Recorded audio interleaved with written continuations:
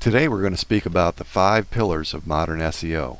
When you boil down all the advice on how to rank on search, these 5 basic pillars will get you and your site 80% of the way to SEO success. Let's go.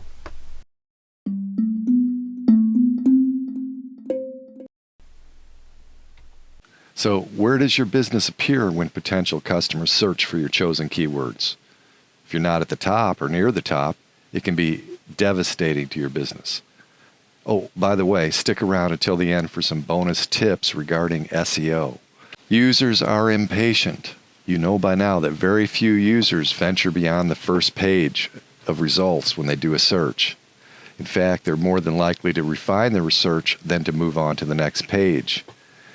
You have to be on that first page.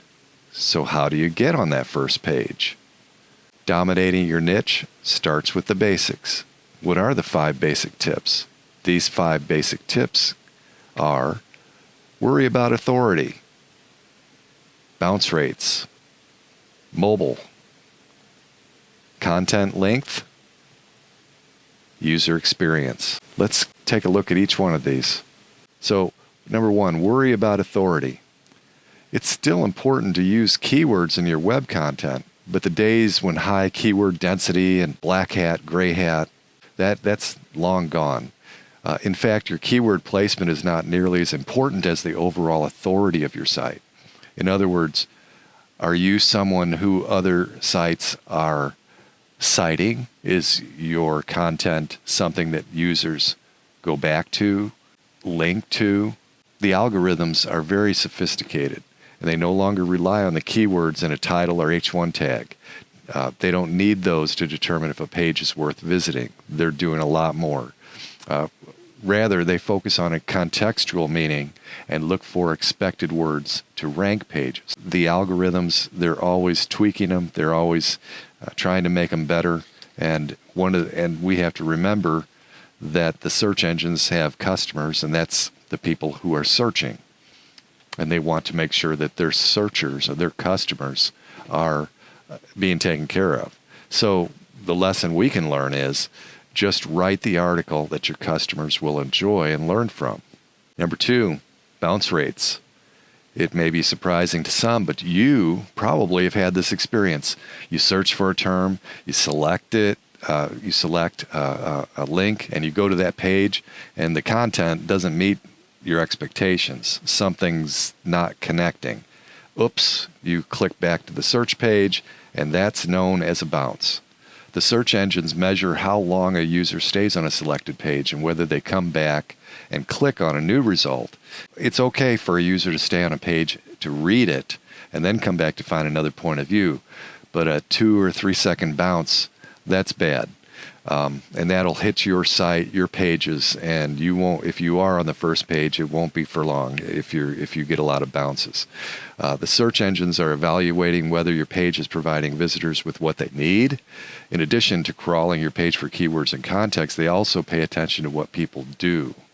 Is your page actually serving their customers?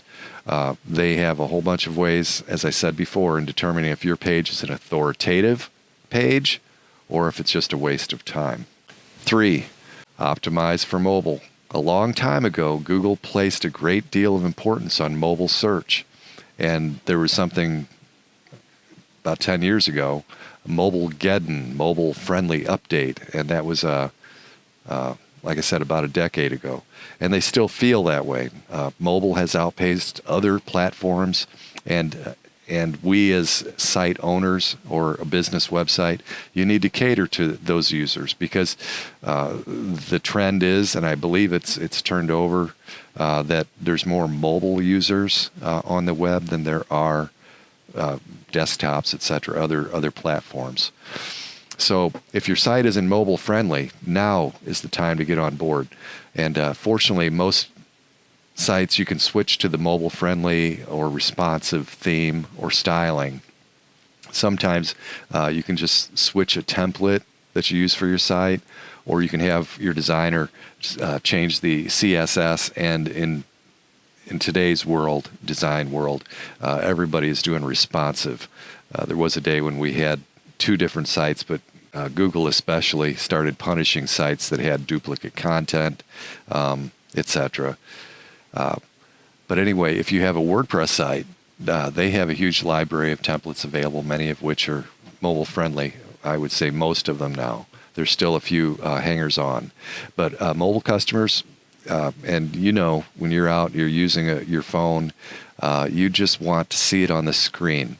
And you're not likely to wait for a slow loading page. And that's why, as a site owner or a business who has a website or thinking about getting a website, make sure that it's optimized for mobile users. It can do a lot to improve your search engine results position. Number 4, content length. That wasn't long ago that blog posts of 250 to 500 words were considered the norm.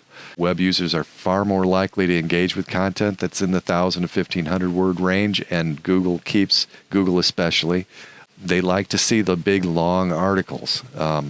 Why? Because they want valuable information, and it's hard to convey information like that in just a few hundred words. There are exceptions, of course. The reason Google and other engines are placing so much emphasis on the length is they want to make sure they are sending people to pages designed for humans, not optimized for search algorithms. If you're worried about publishing long content, remember that you can make it more readable by breaking it up with subheadings and images. But this is all subject to change. Remember, just write content your users want. And number 5, user experience, or otherwise known as UX. So, did you catch it? It's been a theme running through this little short video. Take care of your users, make them happy, and meet their needs. In a way, this last point is a summary of everything that's come before. Each one of the above points comes back to this one thing: user experience. Back in the day, old school SEO focused on tricking the search algorithms to the point where many websites were, far friendlier to computers than they were to human beings. And the search engines basically put the kibosh on that. And they want to satisfy their customers, and as should we. Be concerned about answering the questions and concerns users search for, and then click that link to your site. If you give them the answers or material that you promised on your page, that'll keep you future-proofed. To wrap up, here's the bonus. If you're trying to leverage organic search for your site, then here's my 2 cents. Don't get hung up about SEO. Google changes the game. If you're a brick and mortar, just serve your customers. I would have your website on your business cards everywhere you go.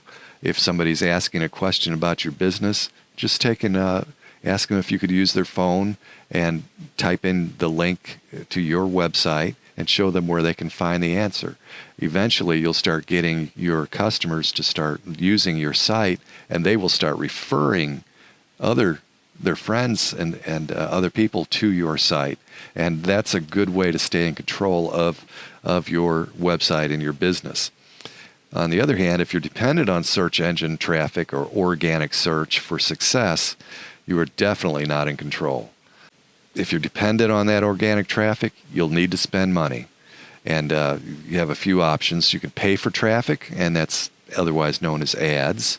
Pay for an SEO service, and that can run up, anywhere. Depends who's going to do it for you, but its average is about $1,000 to $1,500 a month for about 3 or 4 months to get your site to where it is ranking, and all of the work that's done to get that first page result.